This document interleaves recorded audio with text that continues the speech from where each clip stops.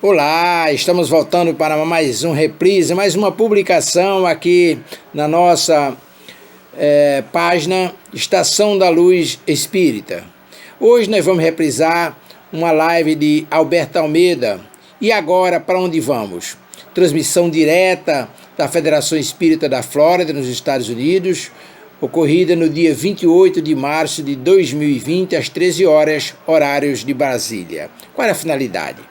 Nós criamos essa página para reunirmos aqui trabalhos espíritas, palestras, músicas, entrevistas, publicações de livros e obras que já foram publicadas, estão à disposição do público, e nós reunimos aqui na página para as pessoas interessadas encontrarem no mesmo lugar esse material, para o deleite, para estudo, para pesquisa. E hoje nós vamos acompanhar, ou seja, agora nós vamos acompanhar a live de Alberto Almeida. E agora, para onde vamos? Muito obrigado pelo acompanhamento e vamos à live.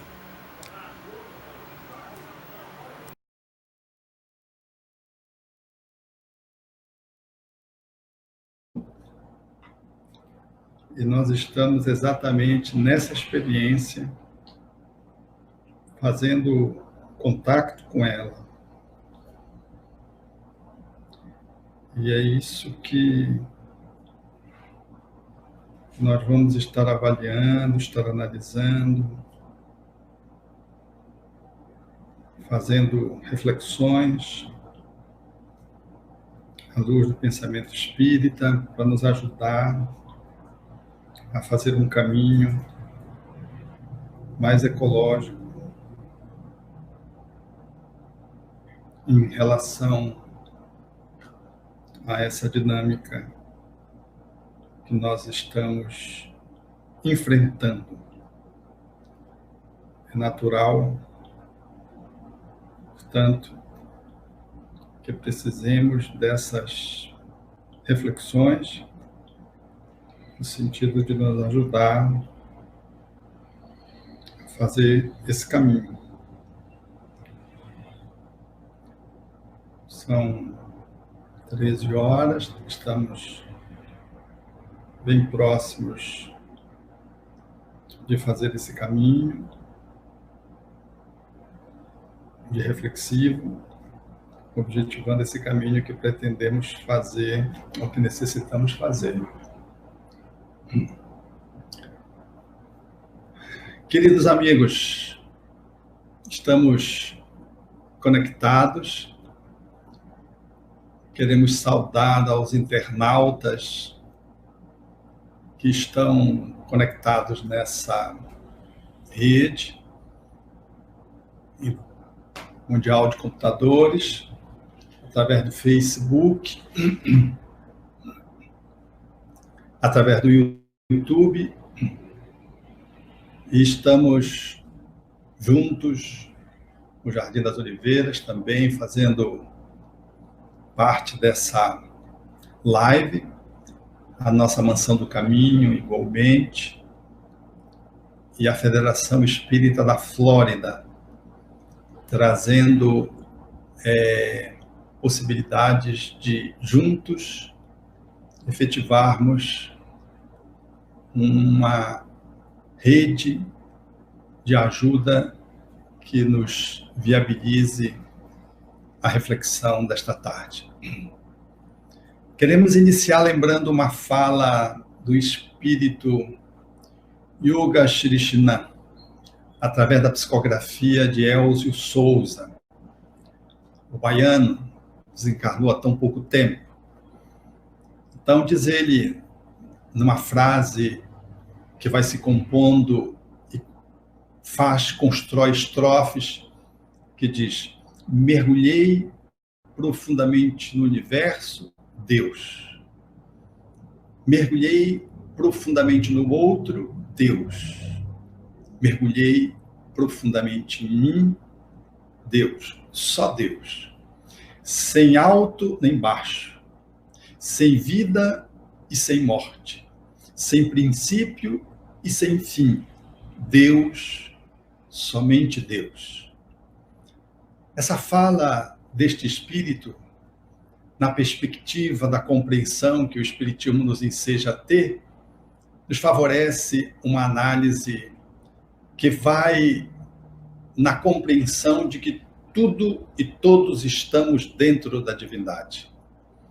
E quando emerge essa ocorrência pandêmica, nós vamos naturalmente experimentar uma reflexão que deve apontar numa direção que nos tire da superfície das ocorrências. É necessário, portanto, olhar para compreendermos alguns pontos que se fazem necessários nesse momento. Quando surge a pandemia, é natural que a humanidade toda se manifeste de uma forma concêntrica em função do inimigo. O inimigo é um vírus, apenas um vírus. Não é perceptível ao olho nu, nem ao microscópio, somente ao microscópio eletrônico, de tão pequeno que ele é. E é muito curioso que algo tão impalpável, algo tão pouco material, seja capaz de nos vergar, de nos sitiar enquanto humanidade. É desafiador pensar que estamos vivendo alguns dias onde, como que, nós vivemos um movimento de cristalização em relação a essa ocorrência que se iniciou na China e que se espraiou no mundo, chamando-nos para reflexões bem profundas. Compreensível mesmo que possamos estar num estado de ânimo que se movimenta em duas dimensões, em dois polos, pelo menos, que mais chamam a atenção. Mas tudo voltado para esse pequenino ser que se traveste como um ser ameaçador e é capaz de ser o inimigo comum de grandes potências. É capaz de centralizar e de polarizar a atenção de múltiplas áreas habitualmente adversas e opostas, de governos, governantes, países e pessoas. E ele nos implica de nos jogar para dentro de um lugar pequeno, um lugar no qual nós precisamos estar escondido de quem a gente não vê, não toca, não sente, não cheira, mas que pode ser devastador, que pode nos destruir. A ação da humanidade se traveste num comportamento de medo, que as descamba para os processos fóbicos e às vezes culmina com a síndrome do pânico, caracterizando o processo pandêmico e o processo de apavoramento da humanidade. No outro polo, nós temos um comportamento de negação. A dor é tão grande que nós negamos que ela existe e saímos para uma posição que é uma posição de ingenuidade, aonde nós, como que, fazemos uma relação do contato com o vírus como se nós fôssemos absolutamente ele fosse inofensivo e nós não fôssemos vulneráveis a ele. Às vezes, apoiado numa fé fanatizante, nós somos capazes de nos colocar nesse lugar de exceção. Essa exceção aponta de que não vamos ser alcançados. São duas polarizações que nos vinculam, que se abate sobre a humanidade. Então, é uma reação a um vírus que se coloca de acordo com a pessoa numa movimentação individual diante do adversário, diante do pequeno monstro, e é uma posição coletiva, numa tentativa de obstruir o seu desenvolvimento, de travar a sua evolução, feita pelas ciências dos diversos ramos, feito também pelos países, guindados que eles estão aos pesquisadores que se juntam na tentativa de coletivamente trazer recursos que possam, de algum modo, silenciar, se não diminuir, pelo menos mitigar os estragos que este ser enseja estabelecer hoje na Terra, nesse ano em que estamos experimentando. Mas é bom que se avalie e que se analise, do ponto de vista maior e mais sutil, o que é que nós temos medo, pelo que nós negamos ou pelo que nós nos apavoramos. O que é que faz eu, enquanto indivíduo, reagir ao micro-organismo com essa performance? O que é que me mobiliza efetivamente ser alcançado pelo vírus? É natural que surjam algumas argumentações quando nós nos perguntamos e ouvimos as respostas. É o desemprego, é o afastamento temporário do trabalho com subtração de renda, é a possibilidade de um adoecimento que me leve para um hospital e para uma UTI, tem gente que não suporta a UTI, é a possibilidade da perda de um ente querido, próximo, é efetivamente o medo de também nós falecermos, nós morrermos, desencarnarmos. Tudo se reveste no medo, seja pela negação, seja pela reação ao monstro, que nos aciona comportamentos que estão relacionados à morte. E é muito interessante o quanto a nossa civilização desses dias está centrada, paralisada, em função de um medo do morrer ou das perdas. De repente, como que o mundo empobrece. Não só o PIB cai, os organismos são ameaçados e muitas mortes já se deram e outras desencarnações haverão de acontecer no circuito do alastramento do vírus pelo planeta. Mas o apavoramento que se faz nas nossas almas falam especialmente do morrer. Mas se formos olhar um pouco mais profundamente sobre esse medo, talvez nós nos defrontemos com a causa real dele, que não é só o desemprego, a perda da renda, a fome, o adoecimento, a UTI, a morte. É um medo que subjaz e que sustenta esses todos, que é o medo de viver. Por trás do medo de morrer, tem um medo de viver, efetivamente de viver. É tão real isso, que quando alguém morre, habitualmente nós perguntamos de que ele morreu ou como ele morreu. E não indagamos, que seria mais pertinente, como ele viveu.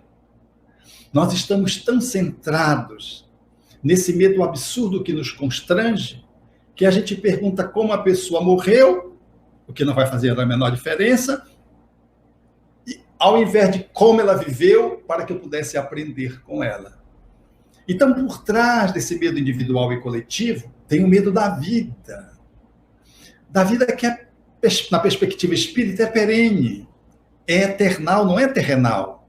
Ela é também biológica, mas ela ultrapassa os limites do corpo, porque ela tem na sua excelência e na sua essência, no espírito centrado a sua manifestação, que se espraia e que se manifesta nos corpos, nas reencarnações e no planeta, que é a materialização do mundo primitivo, do mundo espiritual, que se concretiza na forma dessa terra que tocamos, que vemos, que cheiramos, que sentimos.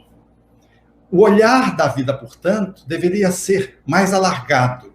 Mas mesmo aqueles que admitem a vida após a morte, mesmo aqueles que estão filiados a uma crença, têm uma perspectiva espiritualista, não vivem como se a vida fosse perene.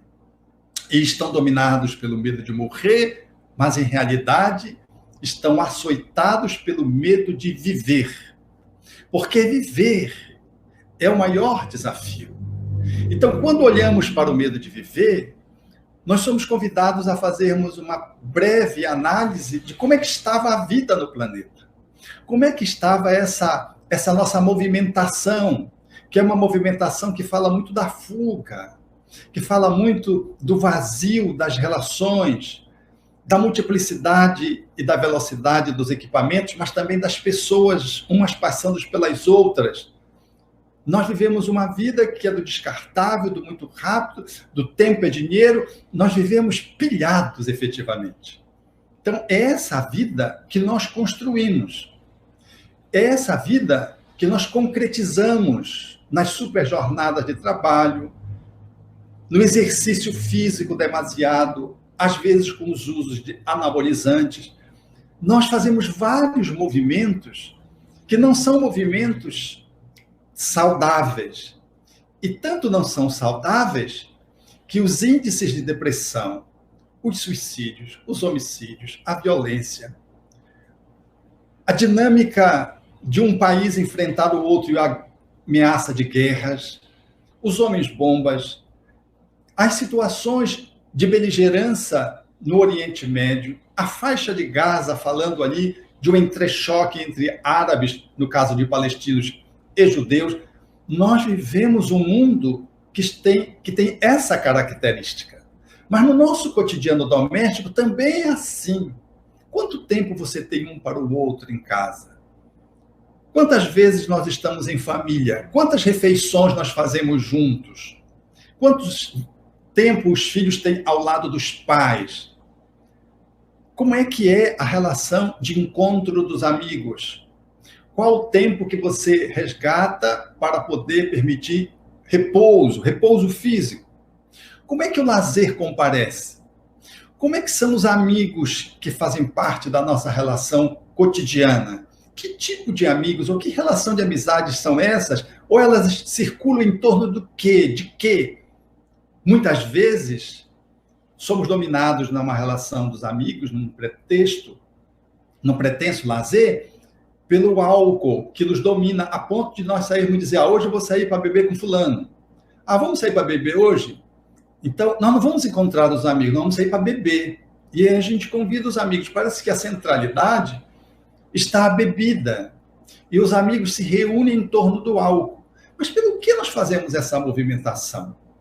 O que é que acontece hoje nessa nossa sociedade, aonde o modo com que vivemos está tão difícil estabelecer o comparecimento de um relacionamento que seja mais efetivo, afetivo, profundo?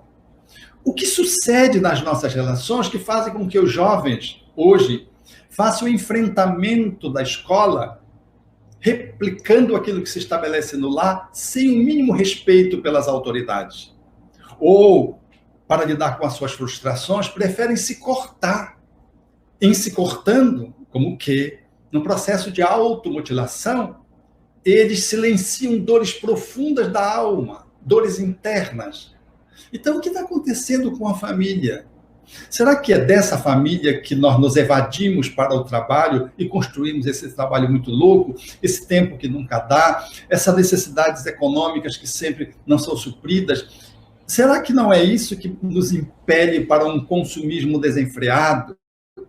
E é onde nós temos que ter sempre o último modelo, o da moda, precisamos estar sempre atendendo às demandas do sucesso.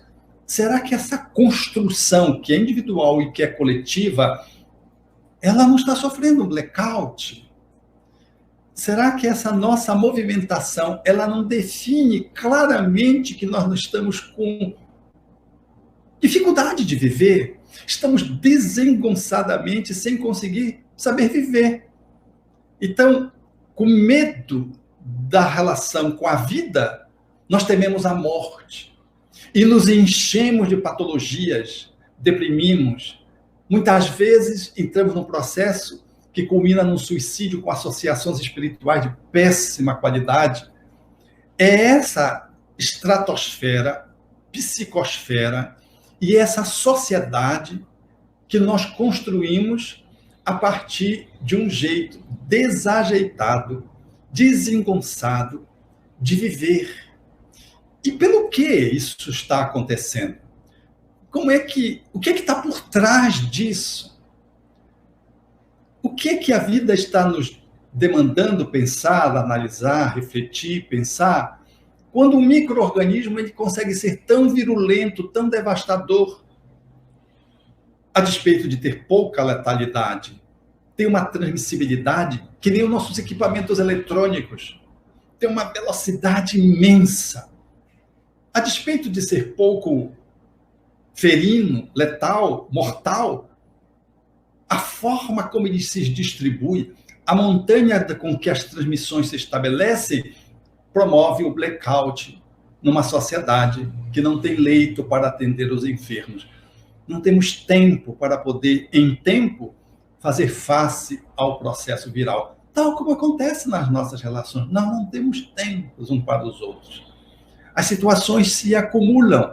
Não é que elas sejam tão difíceis, é que nós não damos conta de poder fazer parar e, no compasso do tempo, está atendendo essas demandas. Nós vamos acumulando, jogando para debaixo do tapete, negando, fugindo, correndo. E nessa movimentação agitada, inquieta, nesse frenesi, ele esconde as demandas do cotidiano que deveriam ser atendidas. É exatamente o vírus faz essa mesma movimentação. Então, quando nós olhamos de fora essa forma com que nos relacionamos com o vírus, percebemos o medo da morte, damos-nos conta de que, na verdade, por trás do medo da morte está o medo de viver. E isso está claro com o estilo de vida que temos no trabalho, com os amigos, às vezes na casa espírita, no centro religioso, aonde nós vamos para a religião, também pelo medo, nós não vamos pelo amor, nós não vamos pelo desejo de aprofundar, de refletir, de ampliar as nossas possibilidades de fé, vamos pela dor, açoitados pela angústia, envolvidos pelos processos obsessivos. Vejam que tudo isso é um processo de encadeamento. Então, a vida, ela nos empareda. O emparedamento da vida nos proporciona, através de um vírus, a necessidade de pararmos, de pensarmos, de refletirmos. E alcança um nível de angústia coletiva e individual, e nós fazemos o que faz toda criança quando se sente ameaçada. Nós corremos para casa. Já se deram conta disso? Vem um temporal, a gente corre para casa. Vai surgir um tsunami, um terremoto, um maremoto, a gente corre para casa. Houve uma notícia trágica, a gente telefona primeiro para casa e depois corre para casa. É que a casa é o refúgio. A casa é o espaço de excelência quando estamos vulneráveis. Mas foi a vida que nos empurrou para casa. E pelo que eu fico olhando, as pessoas conseguiram atender o chamamento e ficar em casa. É porque, na verdade, nós estamos ameaçados. E nós vamos para casa, não é só porque as autoridades sanitárias de saúde, os médicos, os secretários de saúde, os presidentes sugerem que isso seja feito. É porque também nós estamos ameaçados pelas nossas múltiplas vulnerabilidades. Então, a gente corre para casa como uma criança que corre para os braços da mãe e do pai. A casa, ela representa essa estrutura parental. A mãe, representando a nutridora, e o pai, que representa a proteção. A casa, ela simboliza essa união do acolhimento nutritivo, do afeto, do carinho, ao tempo em que emerge a figura do pai, da autoridade, do comando, da firmeza, que se coloca ali de uma forma a estabelecer segurança. É nesse caminho que nós fazemos inconscientemente o aceite de podermos nos refugiar. Nós não estamos só nos refugiando num espaço de isolamento social edificado por construções materiais. Nós estamos fazendo uma imersão numa estrutura arquetípica, simbólica de pai e mãe. Nós somos mobilizados na nossa criança interior e nos sentimos como adultos, como que emparedados pela vida. E nos refugiamos no colo de mãe e de pai. Eu não sei se isso faz sentido para você. Mas se faz, aí está a experiência que nós precisamos refletir nesse momento. Estamos tendo que revisar o estilo de vida, essa imaturidade infantil que nos leva para casa, na busca do afeto, da segurança, do aconchego, mas também do apoio, essa movimentação na direção de nós mesmos para fazermos, de algum modo, encontrarmos um ponto de segurança, é a declaração de que, de algum modo, nós estamos fazendo um movimento em que a vida nos implicou. A logoterapia, ela faz uma proposição muito interessante na fala de Viktor Frankl, quando ele diz que nós precisamos sempre perguntar o que a vida quer de mim. Então, o que a vida está querendo do planeta, das pessoas? O que é que a vida propõe através desse movimento epidêmico, pandêmico? E nós estamos respondendo a isso na medida em que vamos fazendo essa imersão familiar. Mas essa imersão familiar fala de quê? Fala de uma imaturidade que nós trazemos. E essa imaturidade resulta de quê? Resulta de que nós estávamos, como adultos pigmeus, fazendo movimentações inadequadas no trabalho, na relação com a família, na relação com as instituições religiosas, na comunidade, no lazer, na via pública. E agora nós estamos reconhecendo em algum nível isso. E o que isso embute?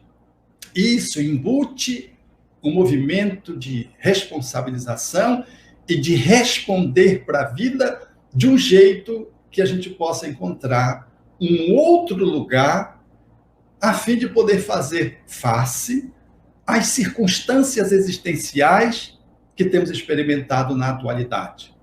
Eu digo de um outro jeito, para facilitar. Parece um jogo de palavras, mas não é.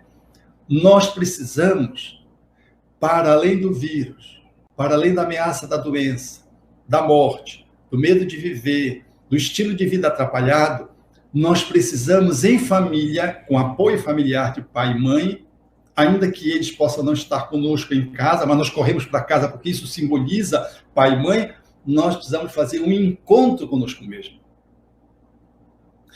É isso que o vírus está nos propondo. Para além de um processo imunológico, biológico, é uma imunidade espiritual, emocional, psicológica.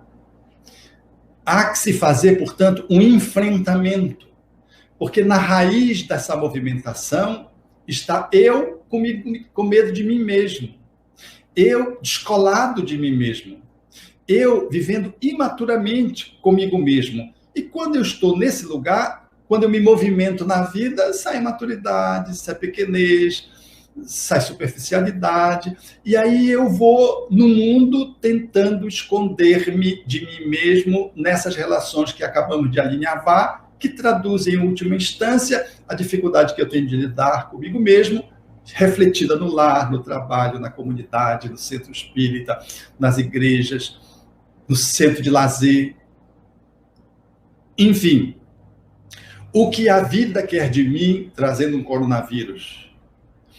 Ela quer, do mesmo jeito, quando surge uma doença intradoméstica em alguém, há que fazermos uma autorreflexão e há que fazermos, em nível individual e coletivo, esse olhar para nós mesmos, que tem nos apequenado, quando nós vamos mergulhando dentro de nós mesmos, nós temos a certeza, ou pelo menos a impressão, de que é aí que está o ponto de máximo que devemos localizar as nossas possibilidades reflexivas, no sentido de dar uma resposta a esse processo viral que contagiou o mundo.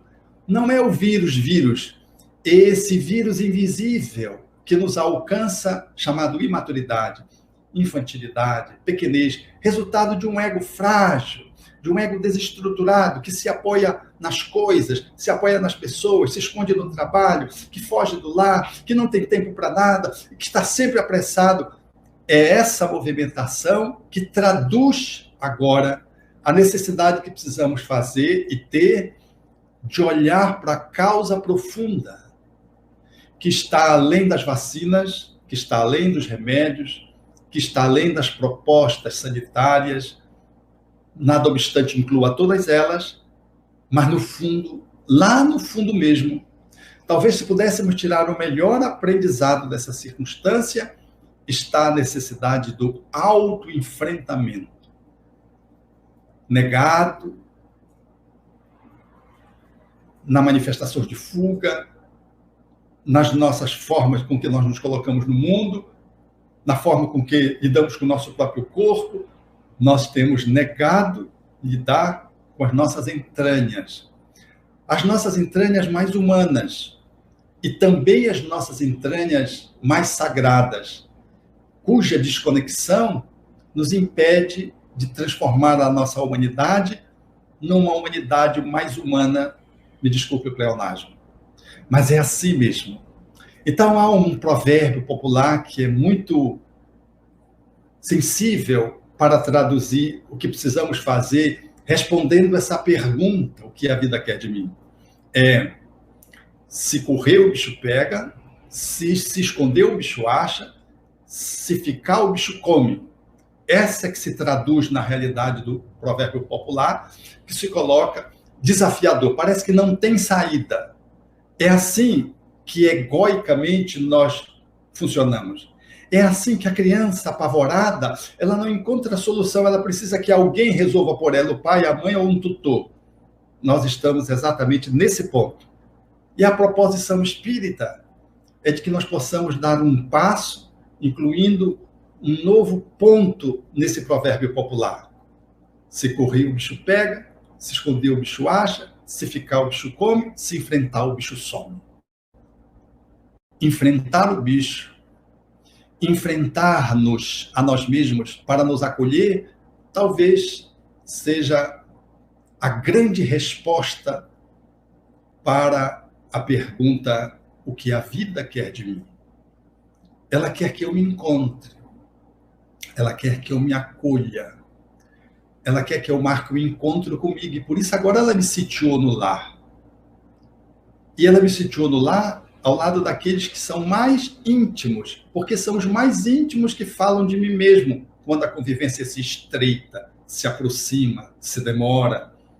É por isso que nós ficamos quase como ciganos, sem um ponto de fixação. E é por isso que o lar se esvaziou tanto, e é por isso que os pais deram à escola a solução para os seus filhos. E é por isso que os filhos, com os pais ausentes, estão catatonizados, paralisados, nos celulares, sem movimentações corpóreas. E talvez seja por isso que a escola, não sabendo o que fazer muitas vezes, em função dessa transferência de responsabilidade, ela se tornou super conteudista para ter sucesso no Enem. E as crianças já não têm mais nem recreio.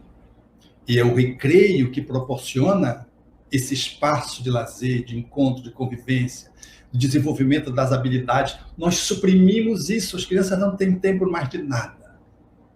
Mas vejam que é o encadeamento de uma movimentação que nós precisamos fazer uma avaliação, mas que começa em mim, quando sou chamado a fazer-me um encontro comigo mesmo através dos meus familiares. Então, o lar é o espaço de maior excelência, que fala como uma sala de espelho para que possamos nos ver através das pessoas que mais nos amam, mas que também podem mais nos odiar. Porque o amor, quando mal trabalhado, ele adoece e às vezes fica machucado. E aí ele se traduz, se revela, se reveste com uma animosidade que pode chegar até ao ódio. Mas é ali, aquele espaço fundamentalmente laboratorial, esse espaço que a natureza, como os espíritos disseram Allan Kardec, de excelência colocou, que vai replicar os outros laços sociais, é ali que nós temos a chance do autoencontro através do encontro com os outros, ou o autoencontro mediado pelo encontro com os outros. Então, parece que nós estamos encontrando um caminho. João nos dá a solução quando fala para o problema do medo. porque esse processo de fuga é medo de si mesmo.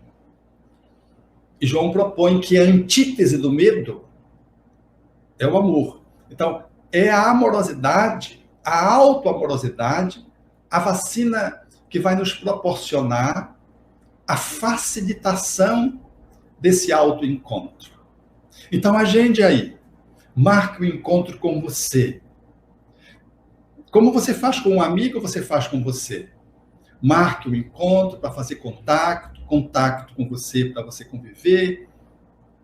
Conviver significa dizer olhar para você mesmo, meditar, refletir sobre o seu comportamento, listar as encrencas que você tem, as virtudes que você dispõe, aproveitar e se colocar na berlinda no lar e dizer o que vocês acham que eu poderia melhorar? E o que vocês acham que está bom? E você vai ter pérolas preciosas para fazer esse inventário da relação de você com você mesmo, mediada pelo feedback dos familiares, que vão dizer aquilo que está bom, aquilo que não está, aquilo que precisa melhorar, aquilo que está muito legal, porque nós não somos uma coisa ou outra absolutamente. Ninguém é de todo mal e de todo bem. Nós todos somos uma mistura, um mix, um mosaico de possibilidades já atualizadas, de possibilidades que aguardam, estão dormentes e de limites. Nós somos isso.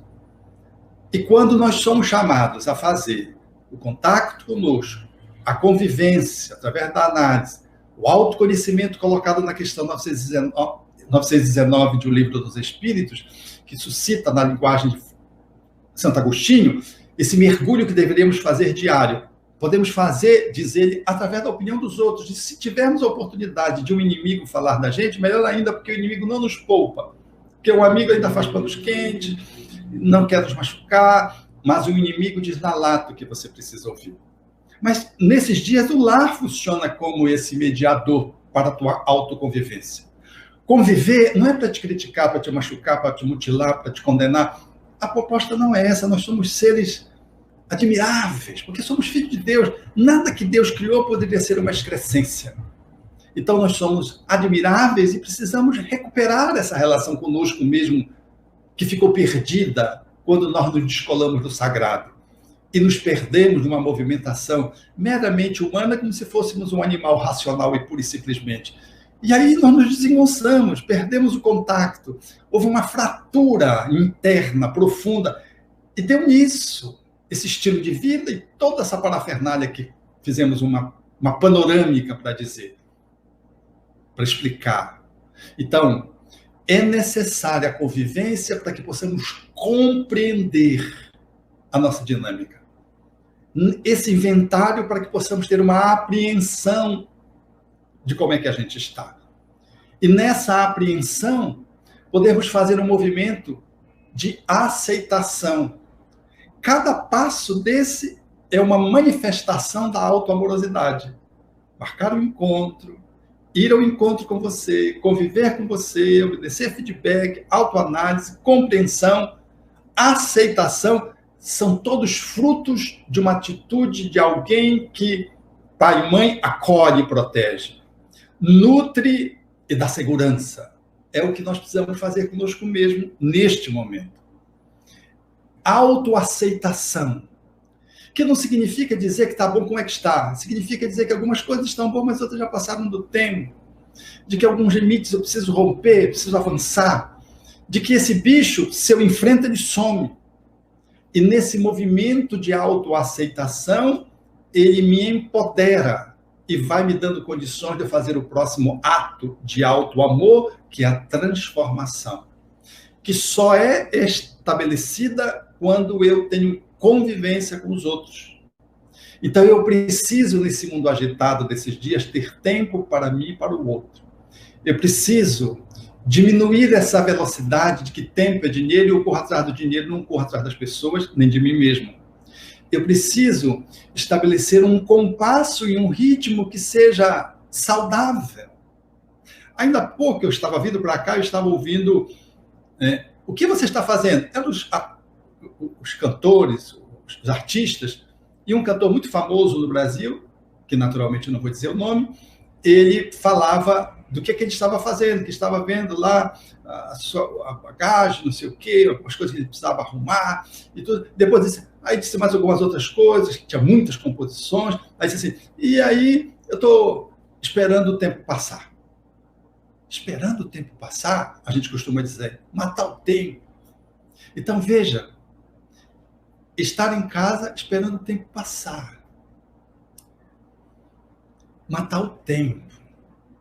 Parece que o tempo só tem utilidade se nós estivermos agitados, agoniados. Às vezes o tempo ele é excelente porque você está tomando apenas um café com alguém. Você está andando na praça, pura e simplesmente. Você não está matando o tempo, você está usufruindo do tempo. Fazendo contato com a natureza, respirando, fazendo algumas reflexões. Parando numa esquina, como diria Helen Keller, se ela visse, ela adoraria parar na esquina de Nova York e ver as pessoas passar. Só ver as pessoas passar. Ver, porque ela era cega. Então, esse movimento de transformação, ele nos implica, portanto, numa atitude que vai nos prospectando para um melhoramento de nós mesmos e a transformação na relação com o mundo, com os outros, usando o tempo positivamente, um tempo que vai ter o meu ritmo, aonde tem lugar para tudo. Isso vai me impulsionando para um processo de imunização chamado plenitude. Jesus nunca foi encontrado doente, porque é um ser pleno. A plenitude, ela decorre como consequência e manifestação última do ato de auto-amar-se, que está incrementado na relação com o outro. E ninguém, absolutamente ninguém, consegue auto-amar-se sem amar a árvore, amar o outro, amar os céus, amar a água, amar o vento, como diria Francisco de Assis, amar a erva, amar até os animais peçonhentos. É isso mesmo. Não são os animais peçonhentos que estão gerando o vírus, é o homem na relação com eles e que estão engendrando pelo estilo de viver a possibilidade, quiçá, de infecções que trazem vírus, denunciando a nossa transgressão ecológica. Porque os animais peçonhentos, eles têm os lugares onde eles têm. E a nossa relação com ele, numa macroecologia, ela é absolutamente perfeita do ponto de vista da providência divina, que a tudo vê e a tudo prevê. Então, é desse alto amor que é o lugar para onde você deve ir, onde eu devo ir. Não é um lugar físico, é um lugar existencial, é um jeito de ser. Porque se nós conseguirmos estabelecer essa dinâmica de alto amor, nós necessariamente estaremos amando. E amando, estamos amando o outro. E amando o outro, não há um lugar físico onde precisamos ir, como propõe a pergunta da palestra. E agora, para onde eu vou? Eu não preciso ir em lugar nenhum. Se eu estiver amando, o lugar em que eu estou é um bom lugar. Porque o amor está ali. Porque eu estou ali, no exercício de uma amorosidade crescente. Já que esse circuito de auto-amor, definido pelo contato, encontro, convivência, compreensão, aceitação, maturação e plenitude, ele é um processo que se estabelece continuamente, repetidas vezes, porque nós somos um ser muito dinâmico fazendo a nossa evolução. Então, o lugar para onde nós devemos ir é o lugar onde estamos. A questão não é um lugar físico, é uma postura existencial. Poderíamos dizer, o lugar para onde eu preciso ir é o lugar do amor. E se eu amo, eu já estou. Já cheguei nesse lugar. Não importa se é noite ou é tarde, se é Miami ou se é Belém do Pará. Aonde eu estou, está o amor. E aonde está o amor, está as consequências dessa amorosidade, que reflete um estilo doce, firme, nutriente, austero, na medida em que é necessário. Então, o lar já não vai mais ser um espinheiro do qual eu me evado. O trabalho não é uma fuga através da qual eu me escondo trabalhando sozinho para não ter que conviver com os colegas do trabalho. Os amigos não precisam ser os amigos do copo. Eu vou sair com os amigos. E a forma como eu vou me relacionar com eles vai me ensejar encontros. E se ele, ou ela, ou eles querem beber, essa é uma escolha que está no nível de consciência de cada um. E eu posso estar com eles sem estar necessariamente comungando da bebida, se assim eu não opto. Mas eu estou comungando com eles, não com as coisas com que eles apresentam. Eu estou comungando na relação. Então, o estilo econômico que este mundo está precisando repensar, talvez encontre novas facetas, porque quem está no amor, a relação com o dinheiro vai se travestindo de uma forma diferente. Porque o amor não é ganancioso, não é avarento, não é monopolizador, não é draconiano, não é selvagem do ponto de vista da energia monetária. Esse amor é equânime, é compassivo, compartilha, fraterniza. Então, é nessa direção que nós vamos estar caminhando se soubermos lidar com essa pandemia que está dentro do nosso planeta, que está dentro do universo, que está dentro de Deus. E se nós estamos vivendo essa experiência, nós somos chamados, portanto, a compreendermos que o exercício para lidar com tudo que descrevemos, desde o início, o medo do vírus, a negação dele, o medo de morrer, o medo de viver, o estilo de vida fugindo da nossa relação com a vida, nos conflitos familiares, profissionais, institucionais, religiosos, comunitários, falando no fundo do conflito interior daquele que precisava se encontrar e precisava de uma quarentena para poder mudar o seu estilo de vida e não mais precisar de quarentena, fazer pausas. Ação, reflexão, pausas. Atitudes, oração, pausas, tal como os espíritos delinearam Allan Kardec. E nessa movimentação, o exercício de uma amorosidade vai se expandindo compassivamente, vai tomando contornos de admiração e de plenificação, quando a caridade vai dominando a alma e vai fazendo com que esta alma, na movimentação do amor pela caridade que o assoma, faz dela um luzeiro, se expressa na comunidade, no lar, no trabalho e no seu próprio corpo, assegurando saúde. Saúde intrapessoal, emocional, psicológica, física, saúde familiar, saúde profissional, saúde comunitária, saúde de cidadania, porque aonde você estiver, você será um agente de saúde integral. Então, para onde você deve ir? Veja a palavra Miami, lendo aportuguesadamente, Miami.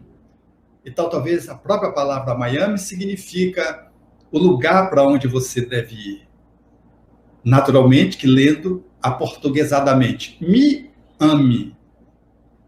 É necessário se amar, é necessário um pouco mais fundo, porque um ser que assim se ama fica imunologicamente no nível biológico, que é o nível mais grosseiro, dotado de possibilidades para o enfrentamento de vírus, fungos e bactérias. Não foi sem razão que Madre Teresa de Calcutá, quando for atender à época aqueles que eram os vitimados pela AIDS, e o repórter lhe questionou sobre o processo de transmissibilidade, ela disse: eu já estou contaminada pelo amor do Cristo. E de fato já estava. Amando, ela se sentia invulnerável.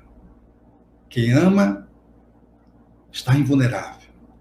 Não é nenhuma recomendação contra a higiene, contra as medidas sanitárias, contra os processos de respeito às orientações médicas. Ao contrário, todas elas precisam ser preconizadas, mantidas, porque elas estão em nível geral. Mas quem aprendeu a desenvolver esse potencial de amor, o vírus não encontra possibilidade de multiplicação, tal como numa pessoa que esteja em estado de ódio, de ressentimento, de agressividade. Foi por isso que Jesus nunca foi visto gripado. Mas enquanto nós não chegamos a essa estatura, vamos tomando as providências higiênicas, mas não abramos mão do exercício do amor. Porque a vida, ela é esse encanto. E o melhor modo de viver a vida é o modo amoroso e o modo silencioso, a exemplo do celular. E se nós estamos conseguindo viver a vida nessas duas perspectivas, com ação caridosa, com pausa reflexiva da oração, se nós vamos fazendo isso, nós estamos fazendo o melhor que precisamos fazer. E aonde nós nos movimentarmos e levando o amor conosco, nós estaremos no melhor lugar. Porque o melhor lugar para quem ama é aonde ele está. Porque ele está dentro da divindade. Ou, se preferirem, a divindade foi descoberta dentro dele. Por isso, Yoga Shirishinan, através de Elzio Souza, trouxe-nos admiravelmente esse verso. Mergulhando profundamente no universo, Deus. Mergulhando profundamente no outro, Deus. Mergulhando profundamente em mim, Deus. Só Deus. Sem alto nem baixo. Sem princípio, sem fim. Sem vida e sem morte. Deus, somente Deus. Obrigado.